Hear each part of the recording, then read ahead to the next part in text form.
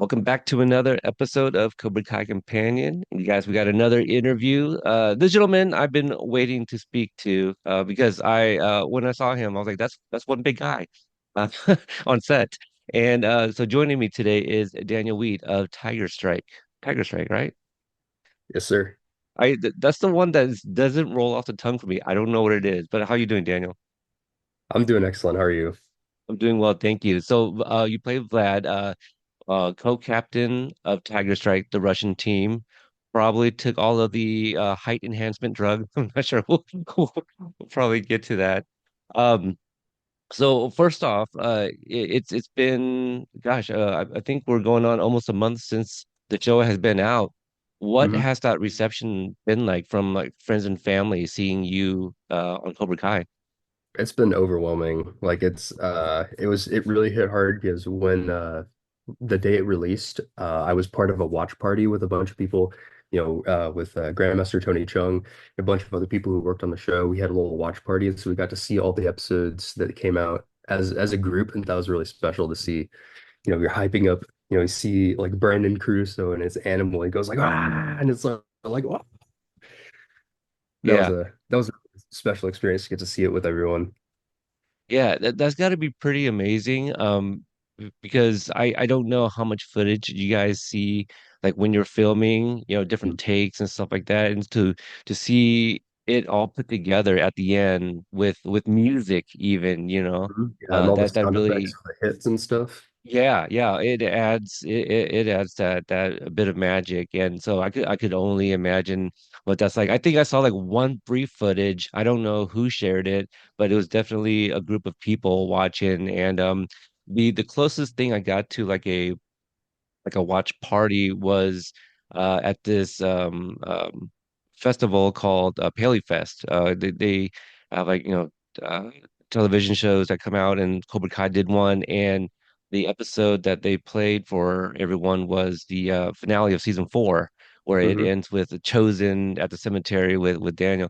So I Yeah. got to see like the last, I don't know, 10 minutes of that or so, where it kind of wraps up at the All Valley, and so that was the only experience to kind of watch it with a bunch of like a group and to experience like live reactions and hmm stuff like that. So that's pretty neat. I understand Master Chung was also chosen stunt double for riding off on that scooter. Yes, yes, he was. So We did got you? a good room full of laughter when that scene came up. Oh, I bet. Did you guys know that coming in? Did you guys keep like some secrets from each other just to get reactions?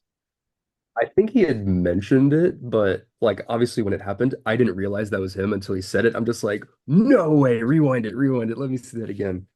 Yeah, there was a few moments of that for me, but that the editing was done so well where Oh they yeah. must have used like the split screen splicer. I don't know terms, but it looks pretty good because you see Chosen get on the scooter, and then I guess once he like passes that beam or whatever it is, it's Master Tony Chung. So that's pretty awesome. Um, I'd like to get to know a little bit more about you. A lot of different questions. Were you born and raised in Texas? I know a lot of things I've Yes, looked sir. up. You are okay. I was born in Corpus Christi. Oh, nice. Yeah. So, gosh, I just made it back there. Was it? Yeah. I was just back there earlier this year. Actually, after I saw you guys on set, in Oh, the end nice. of February. Yeah. So I went to Corpus Christi for my sister's wedding. Beautiful. So sometimes I say I can't take the Texas out of the boy, and with around the right people, I think that a little bit of twang comes out in me.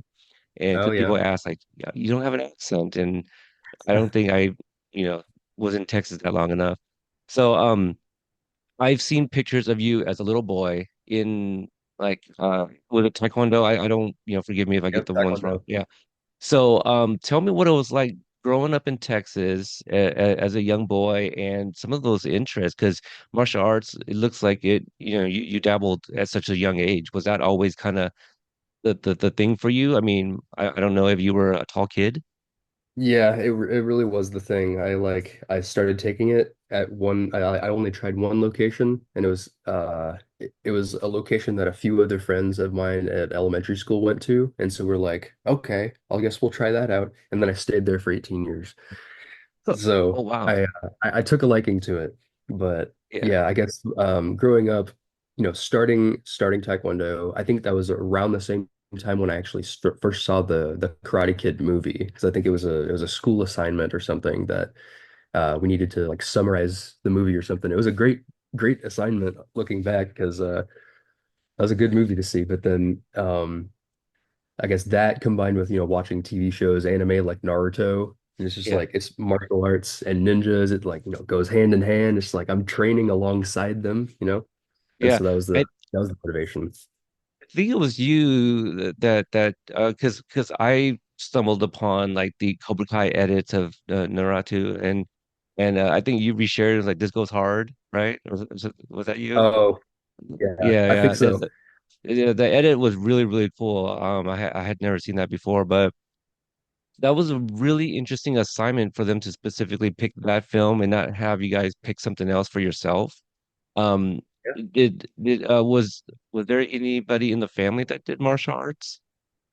No, not really. I mean, eventually my mom started taking Taekwondo where I took, and so we progressed through the ranks there. But no, my dad didn't really do it. Mom didn't really do it before. It's just I don't know. I got And the that bug. was it. So when everybody else was, at the playground and stuff, you were at the dojang, I guess, yeah, Yeah, kind of it working kind of out. it really did take over my life in terms of like extracurricular stuff because in like middle school and high school I didn't really do any other sports. Like I tried basketball, but I broke my Right, finger in middle school and then the same finger in high school and I'm just like, you know what, maybe this is a sign. Maybe this is not for me. And right. so yeah, I just Yeah, kind of yeah, stuck yeah. with martial arts because it Because killed me. what they say, like Friday in the Valley is like football in Texas. So, w when did you hit that growth spurt? Which one? I've had a Oh, few. what? Well, Yeah, because I seen you move the tricks and all this stuff, and I feel at 6'6" you're not supposed to move that way, yeah. um but maybe if you were that agile at such a young age, you just literally grew into it. But Mm. um but in terms of the height, like when did you start noticing like the significance growth? Like I said, I think there were two major instances. I think the first one was a kind of around fifth grade because in Yeah. like in elementary school, I noticed, it's hard to not notice. You're taller than some of the teachers over there. So it's like, I did notice. But then Right.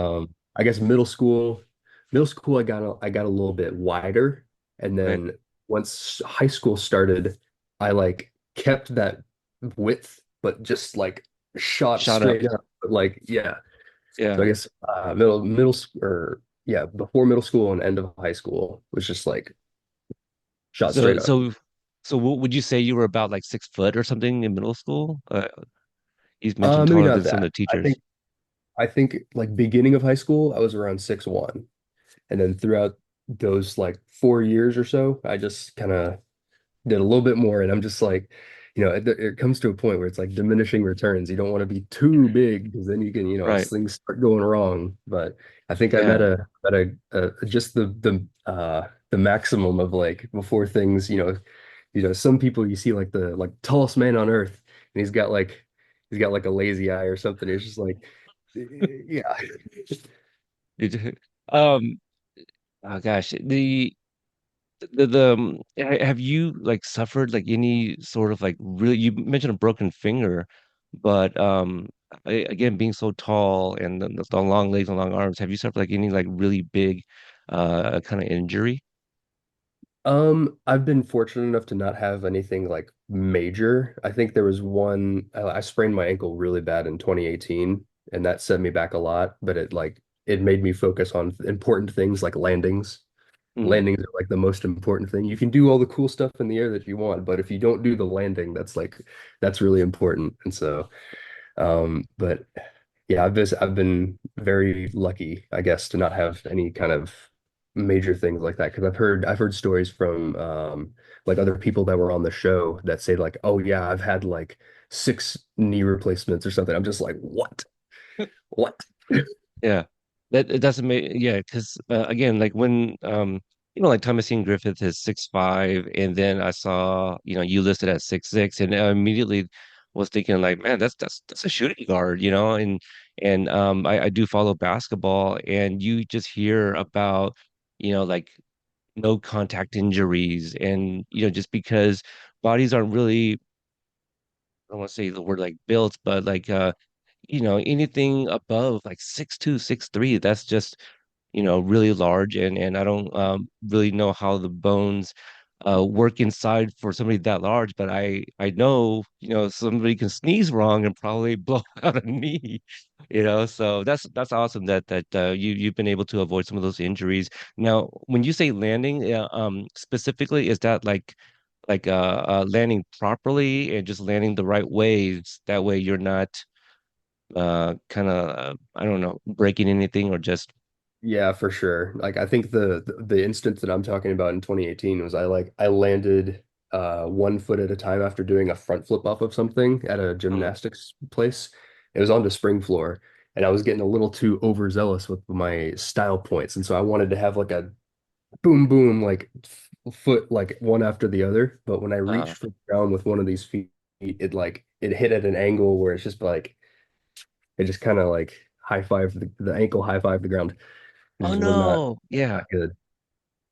Yeah. Oh, ouch. Yeah, that if anybody that watches any type of sports, if the foot just lands wrong, Mhm. I can totally picture that. That's how long did that set you back for? I mean, I consider setback of time where I'm not able to do a backflip to time where I'm finally able to do that backflip. And that was about an 8-month period of where it took me out because it basically it was like it was a sprain of 3 ligaments. So there was like partial tears in 3 ligaments, and it was pretty bad. Yeah. I'm just fascinated by this stuff just because that's got to come up, right, for your height and Yeah. just like precautions and stretching and all of that. Just because I feel for somebody that tall, you're a little bit you I don't want to, jinx you, but it's just that you feel people that tall are a little bit more prone to these For minor sure. injuries. Yeah, yeah. So that's awesome. Circling back to Karate Kid as being like a school project, and how long had you been doing Taekwondo at that point? If you had already I think started it was around the same time, honestly. I same think time. I don't know whether one was started one or before Okay, or kind of because I was like and that was a while ago. That was like 2000 end of 2006 kind of. oh, and that was still a school project, I guess. Yes. I think I it was guess I an forget how old I am extracurricular. sometimes. Yeah. So you were still in school. That's okay. So at that point, we had not yet had the remake with the Jackie Chan because that's Yeah, 2010. that's right. I Yeah, did see that one in theaters. I yeah. loved it as a kid. I Hey, loved not it. gonna lie, I took my kids, they at that point my son was like 10 years old, my daughter was 8, and my daughter was a big Justin Bieber fan, so she loved that song with him and Jaden Smith. But we all enjoyed it. We thought it was good, and not gonna lie, I was just like, it was kind of beat for beat. It was beautifully shot, it was well acted. Sure. My only criticism was that your lead was a really young boy, whereas Mm, Daniel was in high school, and the Cobras were in high school. So, that was a little bit easier for me to follow. But as, yeah. you know, an adult taking my kids to watch it, I was just like, this is more for kids. Um, Yeah, I was 10 when it came out, so it was easy to like relate to them a little bit more. But yeah. I bet. Yeah, no, I get that. Uh, what was the story about the original when you were writing a summary for school? Like, what kind of uh pulled you in to that story? Was it the martial arts? Was it the relationship? Because I'm sorry, the relationship between Daniel and Miyagi. Because for those that follow you on social media, your name is Daniel-san. You know. Hmm. So if you could talk about like your connection with that film. That's a good question. I don't think I've thought about that. Um, I mean, obviously the aspect of martial arts, like I said, starting with it, it felt like, when I started, I didn't know martial arts. And so it's like you feel like you're progressing with that character because he goes into this world of discipline and karate, and it's like he has to learn, and so you feel like you're learning with them. So I think that was something that spoke to me, I guess. which is like, he's learning, he's progressing, he's like going through obstacles in life, and I'm going through my own obstacles in life. And I'm just, yeah. Yeah. So, um, if you can rem did you hadn't seen it before the school assignment? No, I had not Okay. seen that before. So do you remember what your reaction was during the big reveal when Daniel's like frustrated and he's like, I thought you would teach me karate, and then, Miyagi's like, all right, show, all of that. Yeah. So Oh what do yeah. you remember I reacting to that rem scene? I think I'm pretty sure I would have been like, you feel it's like one of those moments that you get chills. I'm getting chills just thinking about that right now. It's like, oh, he's understanding. He's beginning to believe or something with the wax on, wax off. It's like the same thing with the 2010. Take off your jacket, put on your jacket. Yeah. Yeah. I Kind of love I forgot love about those that. moments. I guess yeah, those Yeah. moments in the kinds of movies are just like, it's what gets you started. It's like, okay, we're picking up. I can see where this is going. Yeah. Funny you mentioned that the jacket off. That line, because my son's name is Jack, and Mhm. almost every day I'm yelling him to get off something, so I'm often like Jack it off, and so I'm just and then when I say it, I always think back to like the Karate Kid. It's a kind of a love hate. I'm just like, oh, kind of funny. But so as you go through school and you continue with martial arts, what is that trajectory for you? Because I think I also saw that you're like a fifth degree black belt, and Sure. so did you go into competing, I'd imagine? And if you can talk a little bit about your journey in Taekwondo. Oh yeah, for sure. And I think that was one of the main things that because I would mainly go to those like national and regional tournaments, kind of on the early years of my martial arts. And so that was kind of like that was around when, I could definitely relate because, Dano goes to the All Valley tournament. And so that environment of like, big warehouse full of, all these different mats, all these events going on at the same time, I got to experience that firsthand, going to places like Baton Rouge, Mm. Chattanooga, different places. They'd have, they've enormous warehouses with, thousands of people, it all in white gis, uh, doing martial arts. It's like, yeah, that was a really special thing. And that competition aspect of it was probably something that it definitely it spoke to me and probably kept me a lot longer than if I had just like stayed at a school and then trained like that. Well, what would you say is like the like kind of the one aspect in martial arts that kind of gives you the rush that keeps you doing that? I think it would be it's a like a return kind of thing. So like you could go to one tournament and you could, have a great time. You could have a lot of competition there and it's something you remember. And then if you go to the next one, sometimes you'll see some of those same people. And so you have that like established bond with them. It's like, hey, I remember you. I'm gonna get you this time, right? Because I've been training. So you get beat or something, you don't do as well as you wanted to.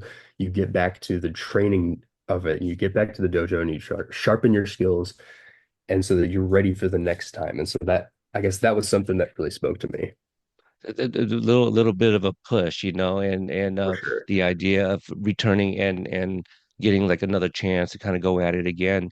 I guess we kind of see glimpses of that like in at the Sekai Tekai, right? Like you like all these different rounds and different events. And Mhm. why is I feel like Vlad didn't really get any wins. Like he's like captain, right? Am I wrong in that he's co-captain of Tiger Strike, and I swear every time I see him, he's getting knocked out by Axel, getting I don't remember it was headbutt by Hawk or something, Oh, that's um, right. Yeah, yeah. but so we'll get there. I know we're teasing a little bit, so there's colors of that.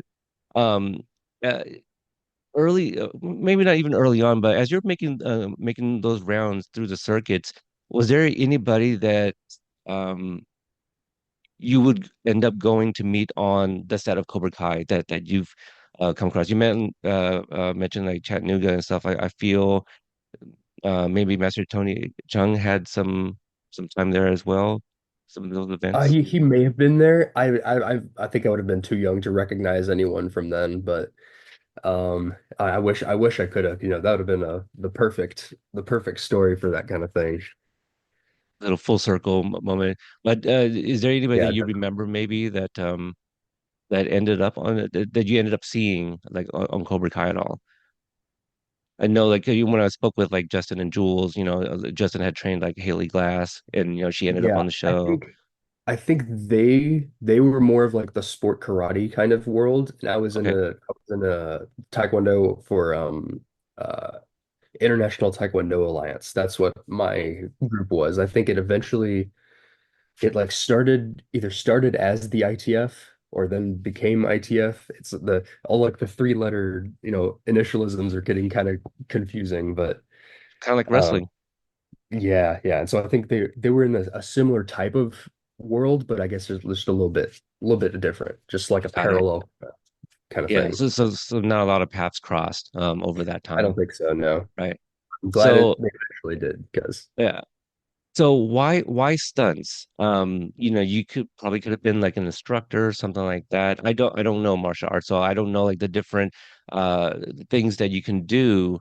But yeah, what was that inspiration? Was there someone that inspired you? I know Jackie Chan seems to be a really common one because he kind of, I don't want to say like started it, but like he was known for his stunts and starred in his own definitely. movies. Yeah. Yeah. I think yeah, Jackie Chan definitely a big factor. But I think if I had to track it down to a single moment, it would have been for Star Wars Episode One, Phantom Menace.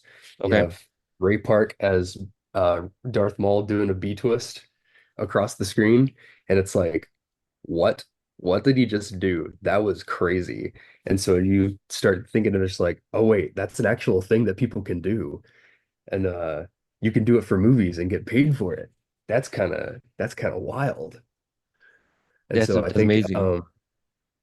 yeah, I think that kind of sowed the seed where it's just like this could be a really cool thing to do. And so obviously I had to like try to learn how to do that kind of stuff. And so I guess I spent the next a lot of years trying to learn things because a lot of the things I can do now, I did not learn them from my martial arts school. I had to go out and, YouTube University and learn these things on my own. And I think Good.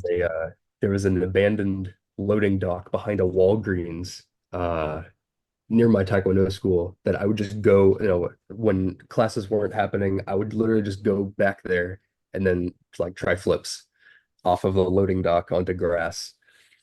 Really sketchy, but Yeah, I mean, you use the elements that's around you. I mean, that's I think you dabbled in parkour as well. a little bit. Yeah. Yeah, I think there Okay. was a there was a parkour phase around middle school, I think. Yeah. My son when he was in high school, he would go to this parkour gym. I think he did it for at least 3 years. And his body was getting bigger and I was pretty impressed. Just like the flips, and I'm like, man, you couldn't do that stuff before. But out there like on a floating dock or whatever it is, you don't have padding and cushion. So you weren't, scared of like breaking I have anything. grass. Okay. Grass is I thought grass was because my thought process is if this is the loading dock and this is the grass, I have more time to do the flip if it's off of something. So I felt like as long as I don't bail and just like stick my head into the ground, then I should be good. And so Okay. that's one of the things that I follow is like do not bail because things can get pretty bad if you bail halfway through.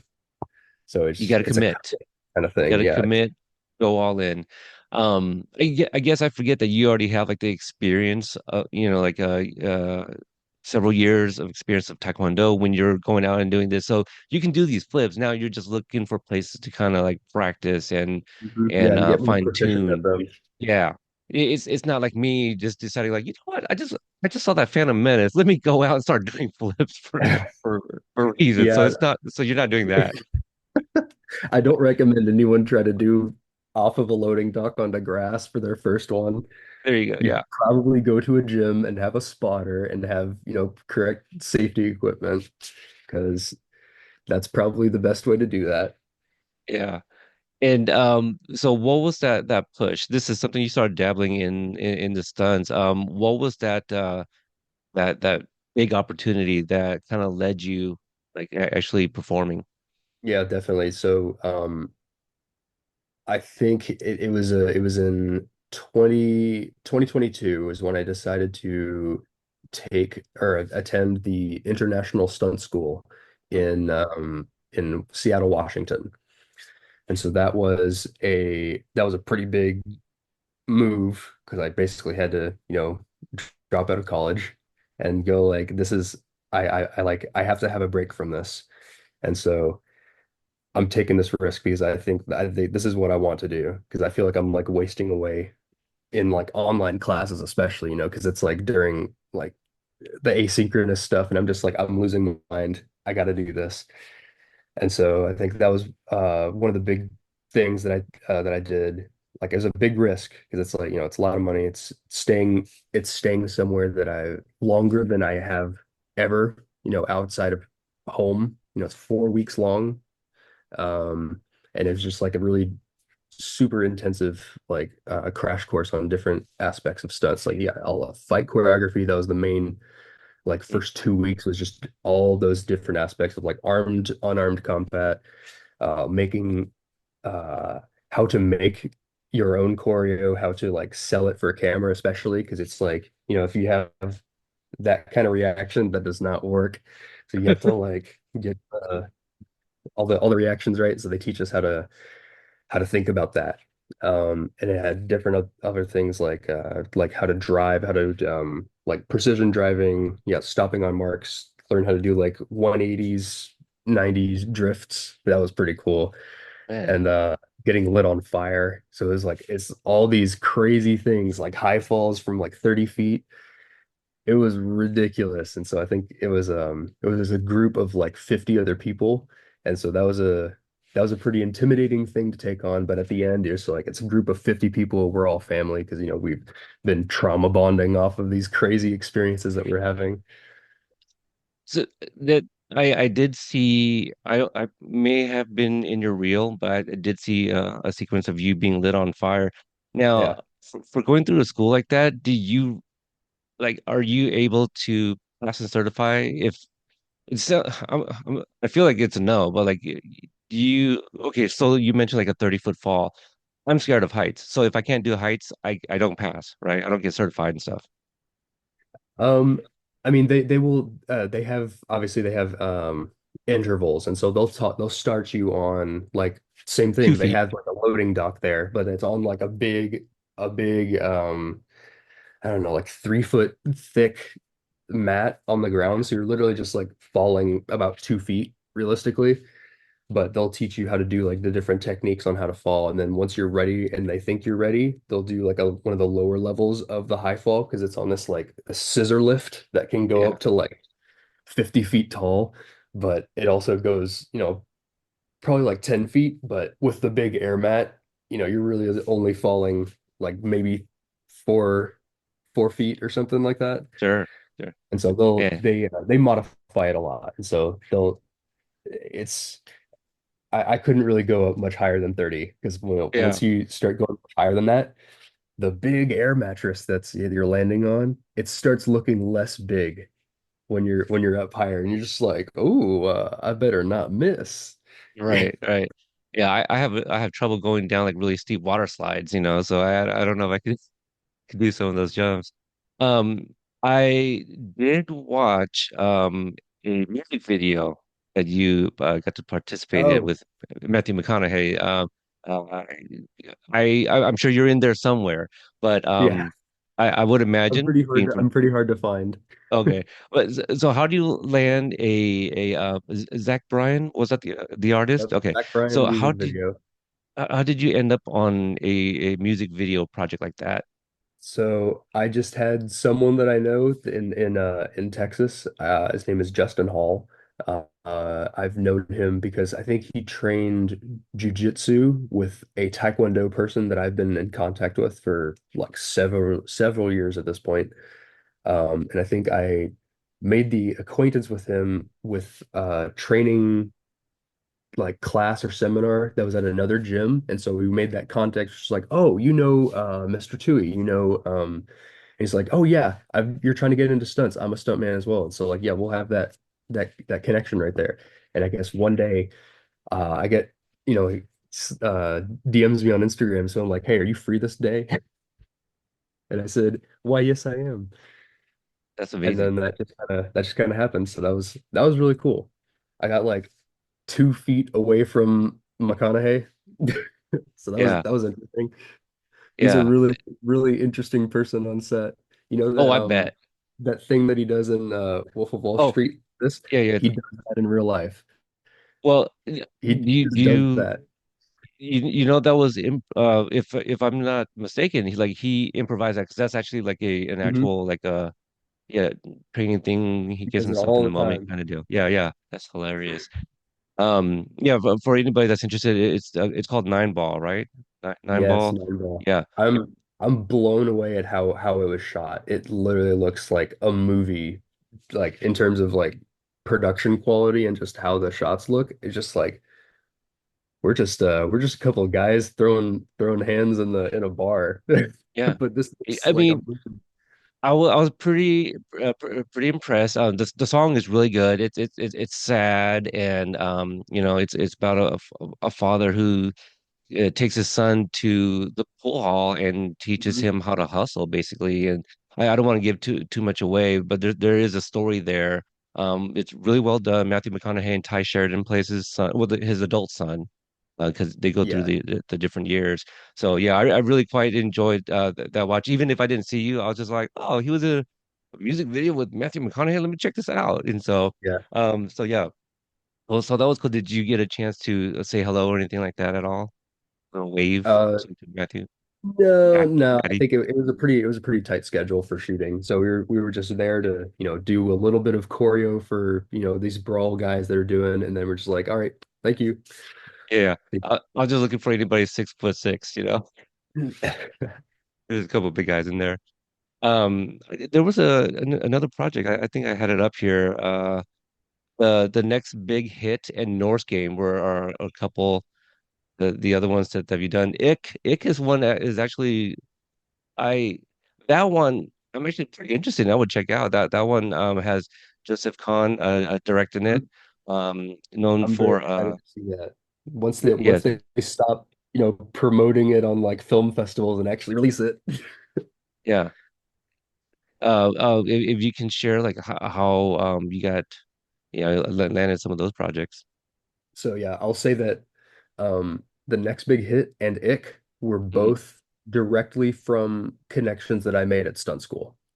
So the next big hit, it was someone that I met at stunt school. She lives in LA. Her name is Danny Chase. Shout out to you. You got me like my first thing. So she sent me a Facebook message of this one guy who's asking for 5 martial artists for a movie. And I'm just like, oh, I happen to be one. So I'll send my stuff over there. And he gets back to me. He's just like, can you be in LA in 2 weeks? I'm just like, uh, okay. Never been to LA before, but that was beginning of 2023 for that. And then the summer of 2023, that was when I got one of another friends from stunt school, Courtney Rogers. She got me in contact with the stunt coordinator at the time, and so I was able to work that a little bit. And that show, Ick, is what eventually led me to become eligible to join the Screen Actors Guild, Oh, okay. There you go. which was really, really cool experience. Yeah, the Ick is one I'm interested in. I saw that and the people involved in that film. So I do follow you, so I'll keep an eye out on that. If it releases, I definitely want to check it out. Uh, so so what I hear is that in most of the time you spend in Texas, then you go to Seattle for the school, and then LA was the first time you go out for this other role. And you mentioned dropping out of college. Like it sounds like you have a pretty supportive family unit, who was seemed to be okay with this decision. If you could talk about that support, but also did you have anything else to kind of quote unquote fall back on? Because like Mm. that's a big gamble, right? Yeah, definitely. I guess yeah, my family has been like nothing but just absolutely supportive through the entire thing, and so they've been very supportive with of me following this passion that I have because they've recognized it's like no, you have the talent for this, and so I want you to explore this as much as you can, and so it's like I'm very appreciative that they've been as accepting because I know that some families are not. They're just be like, "What are you doing? You gotta complete this. You gotta get a real job in a more like a realistic job and stuff." And so I'm glad that they've allowed me to take this chance, and Yeah. it has been paying off. So I hope it It, continues to do so. yeah, I think so. I think so. I think you're on a very good trajectory.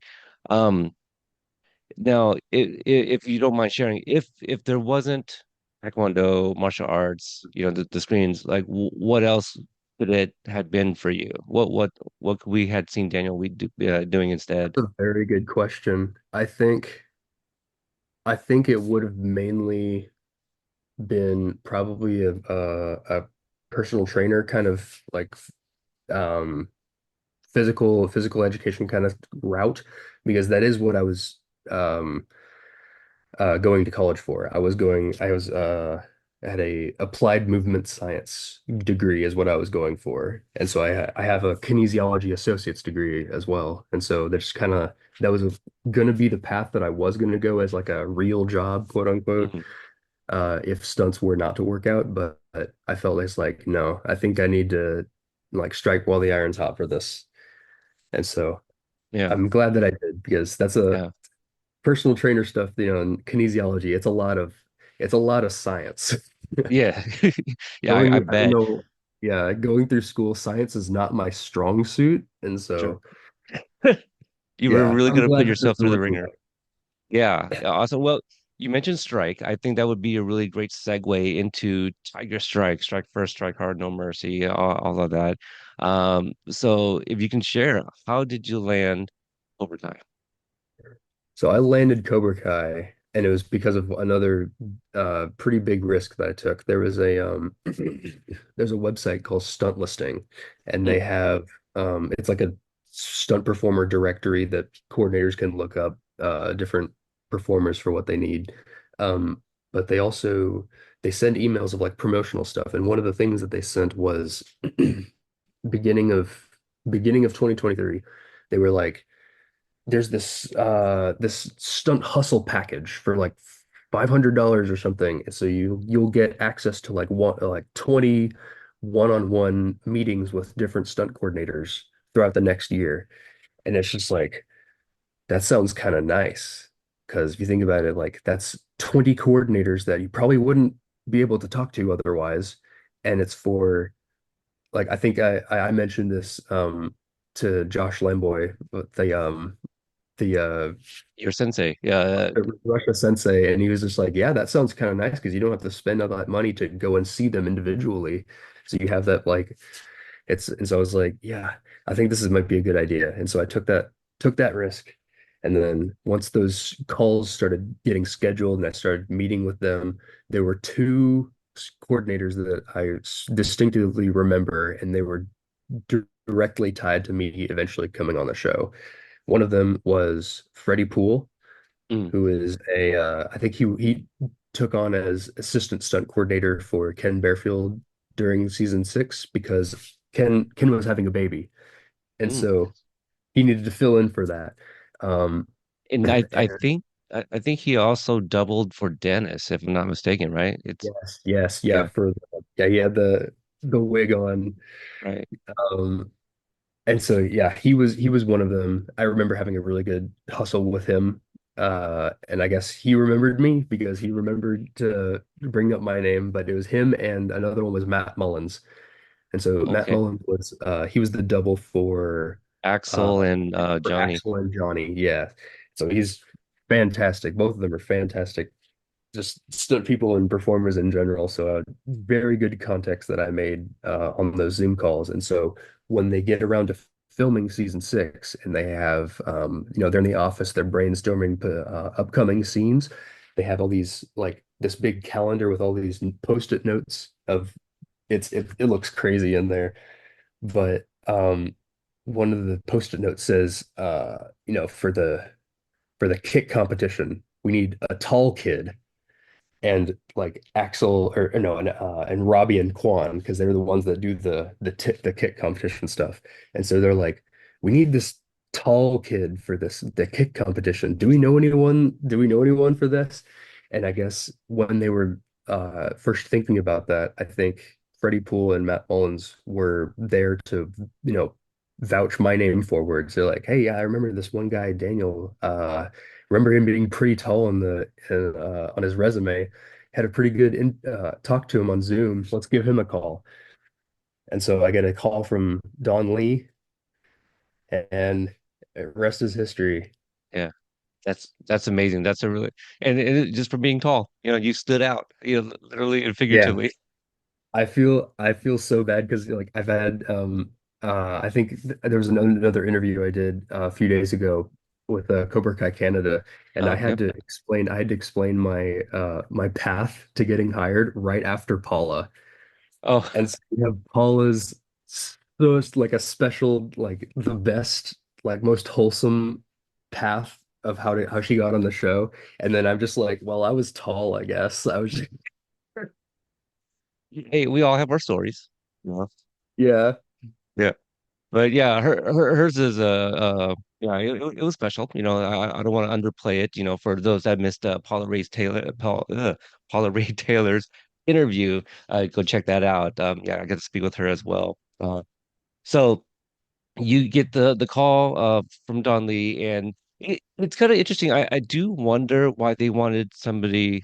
Oh, it's like, oh well, this is the guy that's gonna set the bar, right? Like this 6'6" guy, he's gonna clearly have the highest kick. There's no way the two shorter guys, are gonna be able you know, to kick that high. And so you book the role, you go to Atlanta, I'm assuming. yes. And if you can kind of just take us through like the first few days, I don't know what's first. Are you training, fitting? What was that like? Yeah. So um I think the first person that called me was actually Master Tony Chung. Okay. And he called me a few times, and then Don Lee called me, and I guess that was the order of operations of how that started.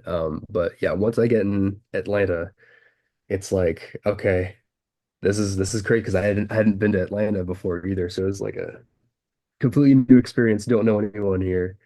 Um, but yeah, it was.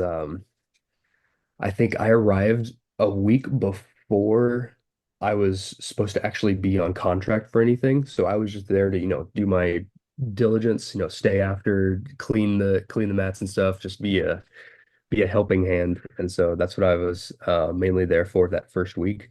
But I did get to fill in for, I think when I got there, they were creating that big like that mat fight in was that episode 6? The Which fight big is this? this is the one with everyone's on the floor, and it's the one where uh Quan, Yoon, and Tori go up against um Iron Dragon. Iron Dragon. Yeah, It's six. The four end of of them go six. down to that knee. It's that Yeah, big that they were yeah. doing. They were creating the choreo for that when I got there. And so I got to stand in for someone. So I got to put on a shirt that has a little tape that says the name Dimitri. So I got to be the stunt stand-in for Dimitri when they were creating the choreo, which was really fun. Also, don't really have to do much because if you see what he does in the choreo, he runs up and gets kicked by Quan and he's Like one done. immediately. I guess I should have asked this question as well. So, like before booking that role, what history, connection, or knowledge did you know about Cobra Kai? Like you mentioned in '07, you watched The Karate Kid for the first time. For sure. Yeah. So I had like at that point I had seen the all episodes Right. at least two or three times, I think. So I definitely was a fan of it. Um, I think the person who got me on to watching the show in the first place was actually my head instructor of Taekwondo because he was just like, I love this show. It's like it's exactly what you're like he was talking about like how Cobra Kai teaches. It's like it's exactly what us instructors want to do, but we're not allowed to do. You know how to like the cement truck and stuff. And it's just like, oh, this is perfect. So Yeah. he really that, and so he suggested that to me, and I started watching it. I think I binged at that point. It was four seasons. I like binged all of those in like 3 days. So I definitely caught the bug on that one. Oh yeah, it's such a bingeable show. I just got this new guy at work onto it, and it took him a few days to watch the first episode, but like one day at work, he was like, "Hey, I watched that first episode. Yeah, I can see myself getting into it." And then I hadn't talked to him for like a few days, and literally like 2 days ago, he's like, "Dude, I just finished up season 4. It's so good." I go, "Yeah." I'm like, It's "Hell yeah, good yeah." television. It is good television. It really is. Now Vlad's hair. Did you already have long hair? If you can talk about that look, because I've only seen that like in character. I haven't seen you with long hair out of it really. Yeah, so I had long hair before filming because something that I did before Cobra Kai was I was actually in England filming Norse Game. So Okay. that's a Viking thing, and so they had me, I had to grow out a beard a little bit more, had the hair so that they could like tie some braids and stuff. And so I just kept it long because I know when they want your look for future things, they want you to know what you look right now, and they can take off whatever they want. But All right. and so I guess my hair was long. It was that long. They didn't really cut it at all. I think they mainly just like I guess shortened the sides a little bit, but then they just like put all this like mousse product and stuff, and they had that one little curl on the side. And yeah, I not that the hair did not look anything like I was expecting.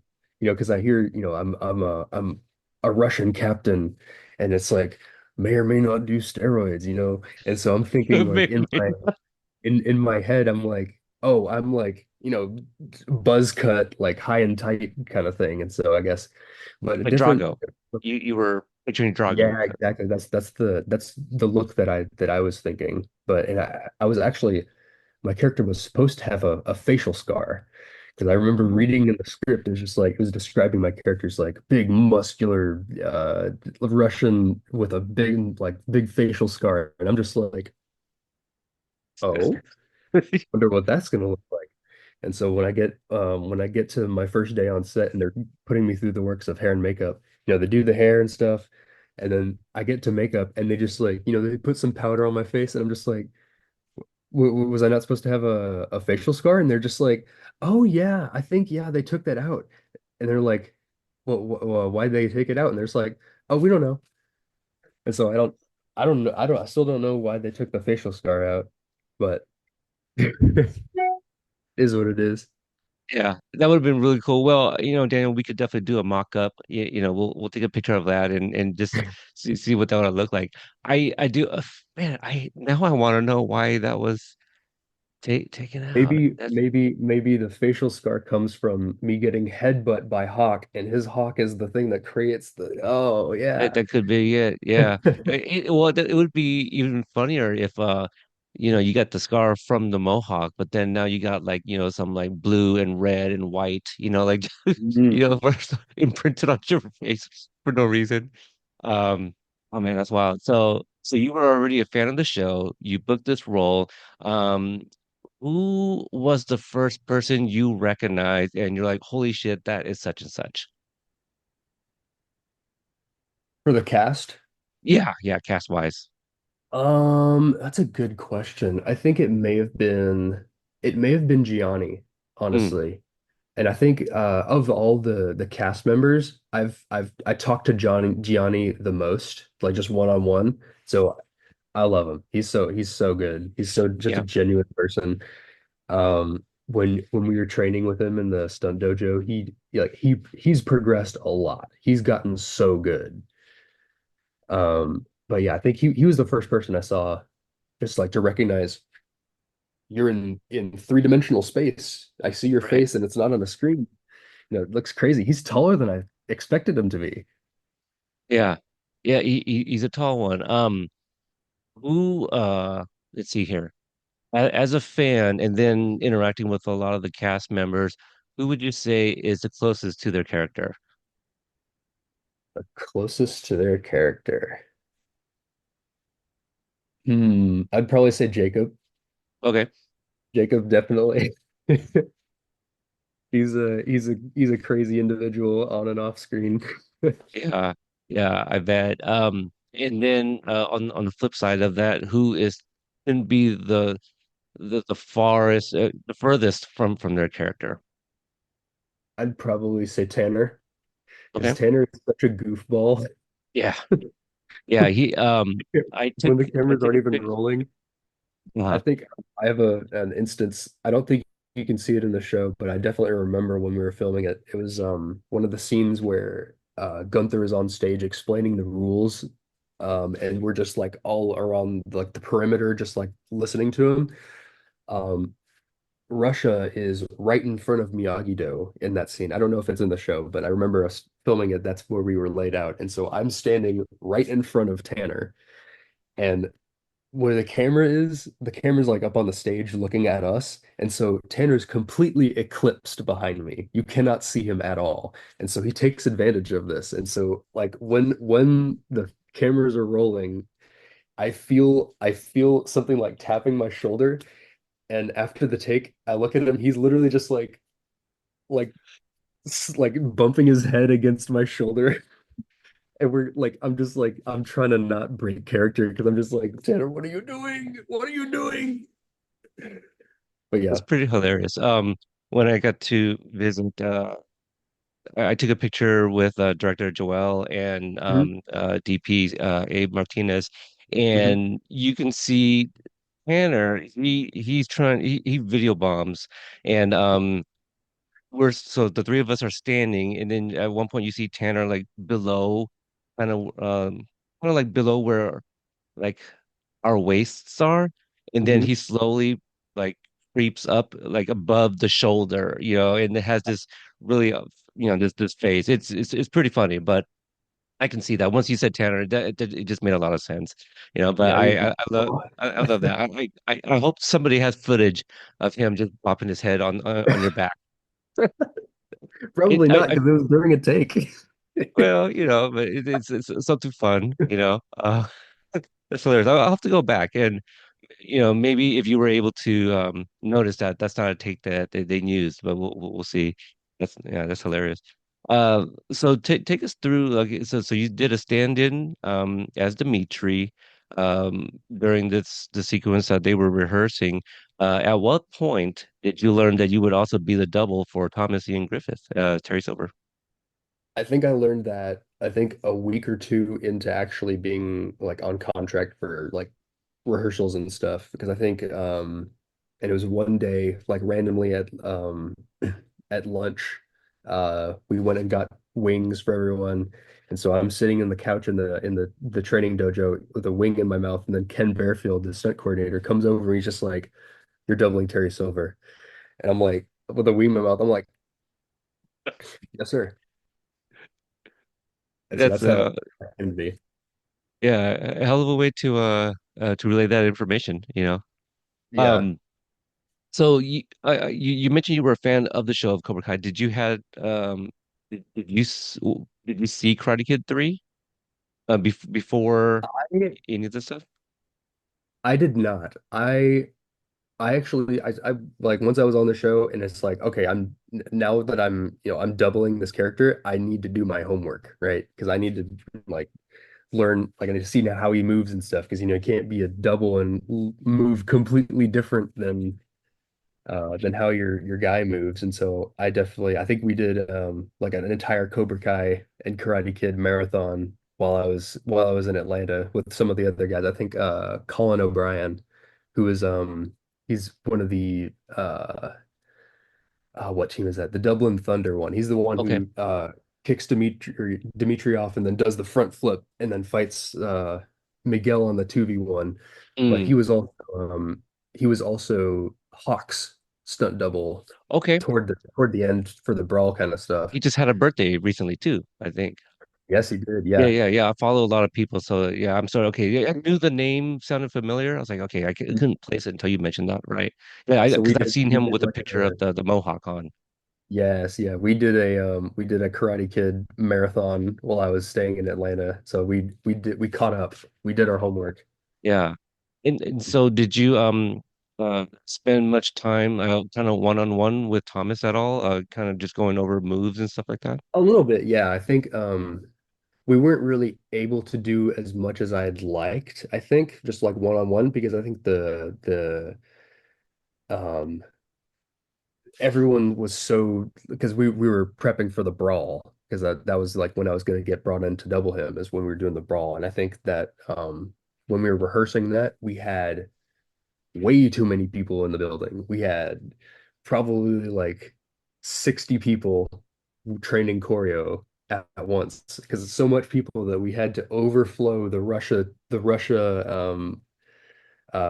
and Pantera fight. Hmm. We had to Yeah. go to the catering building across the street because there were too many people in the training dojo. But yeah, I got to talk to him a little bit.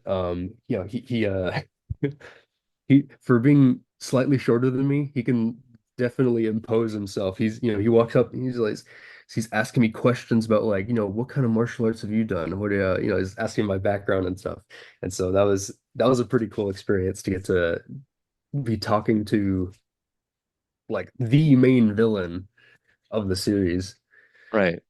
But yeah, I think when we did have our choreo, he was great. Like honestly, I didn't really need to be there because he can do all the stuff. Like he can do those kicks. He can um take the reactions like perfectly. But I think we had a really good collaborative instance because I think for part of the choreography, he suggested a different footwork, and I'm just like that perfectly works. Like that's such a good suggestion, and so we just automatically went with that. So he has really good intuition for that kind of thing. Yeah. Talk about another guy who's nothing like his character, right? Like Yeah. he's such a sweetheart. Yeah, I after who did I think it was Josh Lamboy who kind of talked about like this is the final season, and so like everybody's gonna kind of want to do like their own stunts if they can, right? And so Oh yeah. so someone like you came into to double Thomas, and like Alex Wong doubled Alicia Hannah Kim. And it Hmm. sounds like Alicia did most of her work as well, but Alex is there just in case for certain things. Hmm. So yeah. I see everyone, wanting to go hard to go home, right, for this final season. Hmm. I was surprised to see how much of my footage was actually used for the silver fight because I'd go like frame by frame and go like, oh, that's my jawline, and I think the punch where Kreese is like trying to look for him through the curtains and stuff, and the curtains gets cool, and that punch and it stays there on screen. That's my fist. Oh, okay. Yeah. So I noticed that when we were doing the watch party, and that scene came up, and my fist is just kind of there on screen. I'm just like, that's my hand. Oh, that's got to be so fun. You're playing like a little bit of Where's Waldo, be like, all right, is that Yeah. me or is that the other guy kind of thing? Um, Now, have you has that come up in any sort of discussion? But like, hey, so I'm playing this Vlad, and he's a captain, and li literally like almost no wins of any sorts. It's all you know takeouts and knockouts. Any of that come up? Because I feel obviously you are going through the training and choreo, but your character is kind of getting taken out kind of early on. Yeah, I mean, I feel like there was a decent at least from what we filmed. I don't know. It's probably I'm a little bit on the losing side for what was actually included in the edit, but I think it was pretty balanced, I think. Okay. Um because I think I started with I scored the uppercut point on Dimitri at the beginning or not the beginning at some point in episode 7, right? Yeah, I think so. I think it's like a montage beat of like them You're of probably like right. Yes. getting demolished. But yeah, I'm hey, I'm just glad because if I get taken down, I'm gonna get taken down in like the most spectacular. Because have you seen the shot of me getting knocked out by Axel with just Yes. flopping on the ground? Yes. That Yeah. was and I think I've seen BTS of that too, or at least the training. Like I saw some footage where it's like the real footage, and not from the show. Yes, that's you take a pretty hard fall there from Axel. Yeah, Um, that was really fun to do. yeah, you just mentioned like how balanced like it was like in the filming and stuff. I kind of forget like Tiger Strike at some point they were like fourth in points too. So they are racking up the points. I think it would have been really funny to see like not to take it away from the other character that fought Zara, but the one that taunts her, and claps like, oh hey, she's Oh yeah, not bad. Nikita. Yeah, that would have been kind of funny, to have like one of the tallest guys, Vlad, to go against like one of the shortest and have that play out the same way. Um, Yeah, I mean, we almost had a little bit of that when I was going up against Tori.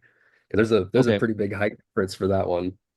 Now, Um, can you think of anything that didn't make it into the final edit? The stuff that you guys worked on. I think there's only maybe like a few beats of choreo here and there that just like I don't know that I don't know if it just to just trim it down to make it a little bit more compact and stuff, but I don't think there was anything that was like strictly taken out or anything.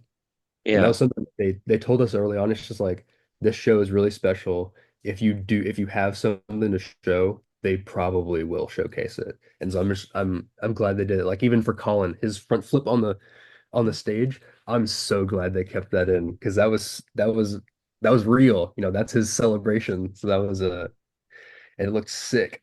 And so they Yeah. do that a lot for the show. They keep those special moments. Yeah. Yeah. I'll be rewatching here pretty soon. So I'm gonna have to keep it out for that.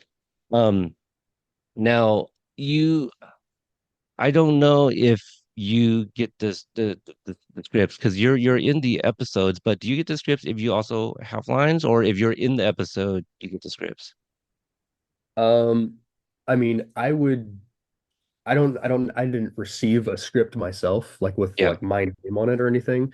Right. Right. Right. Um, but there would be scripts there at the stunt dojo, and we would delegate some people to like read through and try to see like what stunts would potentially be needed, and just like Yeah. have an understanding of like, you know, what's happening so that if we're creating choreo, we know exactly like what the overarching like story of like how the fight's supposed to go. But other than that, you know, we didn't really get a lot of scripts like just given to us. Okay. The reason I ask is because I was kind of curious what story beats you were privy to, like during filming. Um I kind of lost my train of thought, but because you mentioned earlier about the a captain of a Russian team who may or may not have been doping, that kind of deal. So how about this? When you guys did your rewatch, what was something you probably knew a lot of the beats, I would imagine, but what was something that was surprising to you that you didn't see coming in terms of the story coming from a fan? For um that's a good question. I don't think I thought of that. Are you talking about specifically for this season? Yeah, yeah, yeah. For part two, that this drop, yeah, I always kind of go to this by default, but when the first images came out of part two, there was one of like Sensei Kim and Chosen in a bar, and immediately everybody's like, "Oh, they hook up," and me being a huge Chosen fan, I'm like, "There is no way." There's no way my guy is hooking up with the enemy, and like like the way they wrote it was like, okay, well that makes sense. I mean, I get that, but there's no way they're gonna be at the bar just kind of like, so what's up? Like nothing like Yeah. that. So that surprised the hell out of me when I saw That that. yeah, that caught me off guard as well. So I think I think that was in one of the scripts that I was reading. Um, at the because like to review yeah, that was one of them that caught me off guard. I think another one, this is one of the first scripts that I read, and at this point I'm just like I don't know what's happening because I was reading about Anthony and Kenny's like dispute about the laxatives. Uh-huh. At that point I didn't know about part one with Oh, the okay. Devon sucking the drink, and so I'm just like, what are we talking about? Like, Yeah. That was a fun scene as well. For Amanda to see them fighting, just right outside the car there. Now if you can t talk about like I guess the last episode, we find out that the Russian team, is being disqualified, for four of the competitors have been caught, positive. Now I did ask Paula this. Now did you guys have like any sort of like did you guys decide who, maybe are the ones who that of the four or who specifically? four of the six? Yeah. Um, Yes. I don't think we ever like talked about it, but I think it was implied definitely that I know because we had two of our guys on our team, Michael Jaworski and Austin Pavich. If you've seen pictures of them, they are yoked. They are Okay. so jacked. And I think, if those definitely are two of them, but I guess I don't know because we were joking sometimes just like what would Vlad do? They just like inject HGH into your spinal cord or something? Like Yeah. Yeah. Maybe, yeah, knees, elbows, or something like that. I don't know. all with Um, the super strength of like lifting Tori and stuff. yeah. I do like it being ambiguous, but it's still kind of funny, the idea of most of that team. Now, are you a fan of wrestling at all? I want to kind of ask, like A little bit. if I in, know yeah, I used to be into like WWE and like middle school area, but yeah, you're bringing up Britt Baker. yeah, kind of like finding out that she's gonna play Oksana, and be part of the team. What was that like? That was pretty cool. I will say that like I didn't I haven't heard of her from before then, but once I was made aware of her, I'm just like, oh, she's legit. No, Mhm. she's a big deal over there. And I think like it's crazy because I'm seeing her face like all over the place now because she's in like I think she was on like a PlayStation video game or something, Mhm. like the AEW stuff, and I see her uh like action figures in stores. And so now I'm seeing her everywhere. Yeah, it's wrestling is a blind spot for me. So, when I saw her in Pittsburgh, as Britt Baker, and this is where she can't talk about Cobra Kai at all, even though there was an article kind of confirming this. She, can um, what is it called? Like, confirmed or deny. And Yeah. so, I was just like, okay, if she's gonna be on Cobra Kai, I wonder what it is. There was a tournament coming. Maybe she's gonna be one of the senseis. So I was already kind of thinking that. And then, but I did speak to her a little bit. She came over and talked with me and Jesse Cove, and I was like, man, she's a really nice person. I was like, if she is gonna be on the show, I really hope that works out and people like her character because I thought she was, yeah, really nice person. So. Um, and also another person that's not like their character, right? Oksana and versus Brit Yeah. there. Now I tried going back and watching the brawl, trying to look for Vlad. And I know that you were also like doubling uh, a Thomas. What was that the reason? Maybe because like you weren't able to kind of be in the big brawl. If you can just kind of share your involvement there. Yeah, because I know because that brawl was filmed over the course of 3 days. The fight of me and Kreese and Johnny, that was filmed the day after those 3 days. Um, but yeah, I mean it was chaos. Like keeping track of all that stuff.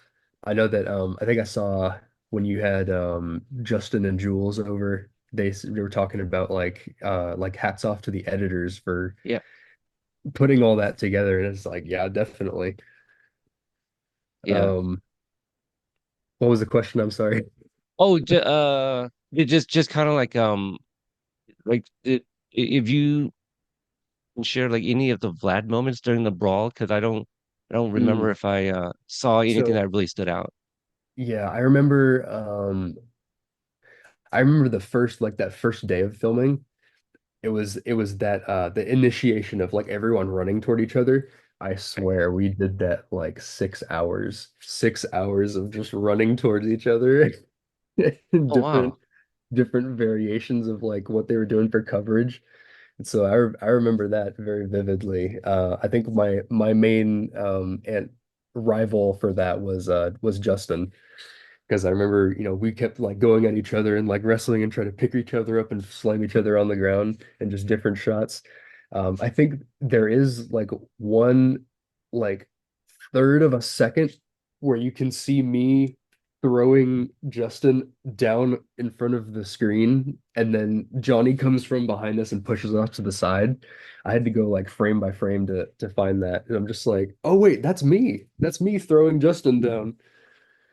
Um, It yeah, I think there was I think mainly it was the stuff up on the stage, because eventually that fight took it went through some paces. It's the week prior when we were building that, I think it had changed over the course of like 4 days. I think it had changed like 10 times. The entire like all of the choreography of what we were doing there. And that's what we were doing in the building outside of the training dojo. And so we right. were just there making fights. We'll create a completely new thing, and then there's like new script changes come in. Got to change it, change the whole thing. I can't imagine what the editing is like is because you guys know like kind of the beats that are supposed to be taken, but then for these beats to be executed, like on mark and like I don't know if a few people are just off by a few beats, does it kind of ruin a lot of different things, or I do you mean, guys have time to play I around think with it that stuff? would, but I think they filmed it in like very short segments, so I think it was able to keep its shape a little bit more than if we were doing like long takes, which is what we were kind of expecting that, because we build the choreo to be done in like all at once and stuff. But when they were actually filming it, it's very bite-sized, manageable pieces that they're able to do. So I think it was able to stay there. So like if they did a take and it's like, well, that doesn't read, let's just, let's fix this particular thing because it's not working. And so they'll just do it like that. Yeah, I do like watching this brawl and or like some of the previous ones in other seasons. I like kind of going back to the or not the Daniel, but the LaRusso's house, uh, uh, fight in season Yeah. three, because my buddy Watch Party, he made a video kind of like breaking that down a little bit and pointing out some of the some of the things for like, "Oh, we're not supposed to see this, the two kids over here just slapping each other for fun, like doing stuff like that just to kind of fill in space." But like Yeah. with this fight, everything you look at is like legit. Jules being picked up and spun around or whatever it is. Like something is actually being done, and you guys all know how to sell like the contacts as well. So we buy it a little bit more. So it's kind Yeah. of it's really cool to see like the growth in choreography as well. If you look closely, you will see some stuff like that though, of like, because obviously it's not just stunt performers, so we have a lot of background like there for like the audience and stuff, and like former competitors or something, but they're just like on the top floors or just kind of around the floor like that. And so when the chaos of the brawl is happening, if you look at the background, and you'll just see like, because they were specifically told there's like, you guys are not allowed to throw punches. And so they're just like they're doing everything with their hands, just kind of running around. It's really funny to see that. I think I know what you're talking about. There's a couple. I think there's supposed to be just kind of like, I don't know if there's security or ushers or whatever it is, but I think I kind of noticed them a little bit like during like the Chosen and Kim versus Oksana and Ivanov, like something like that, or like on stage, yeah, people just running by like, please don't touch, please don't hit me. Yeah. I will say that for the brawl, my favorite thing when we were filming was during when they were doing the Kim Dae-yoon that fight with like Chosen down on the floor there. Hmm.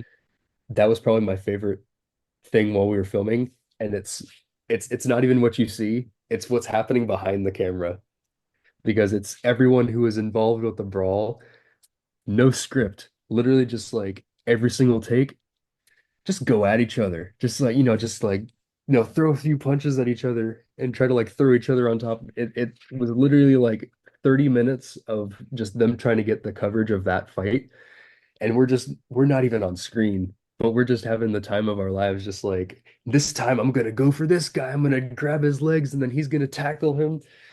And so that was like 30 minutes of like pure like the most fun thing ever. I'm so glad it or I'm so upset that it wasn't in one of the shots, but Yeah. Yeah. I'll have the memory of that forever. And so that basically is just to kind of fill space, for the different coverages, right? For Mhm. that sequence, just so that way things are always going on. Man, that Yeah, sounds like because I a guess if in the event that if a camera was turned this way, we're obviously not going to be in focus, but it's gonna be the movement that they need for that. right, But right.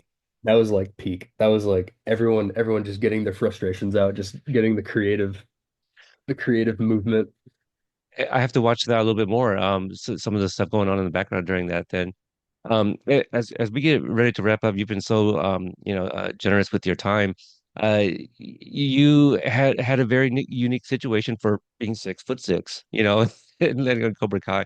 But what is some advice that you can give to people that want to look into like getting stunt, someone that's never really left their hometown before, like you have, and then all of a sudden boom, you go to Seattle. Now you're in LA and then in England, stuff like that.